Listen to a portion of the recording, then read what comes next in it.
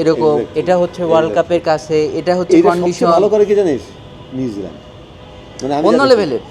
New Zealand world ক্রিকেটে যে এত সফল তারা, ইনক্রেডিবল তাদের এইসব ম্যানেজমেন্ট, প্লেয়ার ম্যানেজমেন্ট। অন্যরকম তাদের একটা সামনে একটা 5 ম্যাচের সিরিজ আছে সাউথ আফ্রিকার সঙ্গে, প্রথম 2 ম্যাচ কে খেলবে, পরে 3 ম্যাচ কে খেলবে, থার্ড ম্যাচ থেকে অমুক, ফোর্থ ম্যাচে অমুক খেলবে, এইটা তারা এত চমৎকারভাবে করে এবং প্লেয়ারদের সাথে কমিউনিকেশন এত চমৎকার। এবং তাদের যে কি সেন্ট্রাল কন্ট্রাক্টেরও বিভিন্ন রকম নাম আছে, ক্যাজুয়াল কন্ট্রাক্ট এখন তারা দিয়ে দিয়েছে, হ্যাঁ ক্যাজুয়াল কন্ট্রাক্ট দিয়ে দিয়েছে, ঠিক আছে ভাই।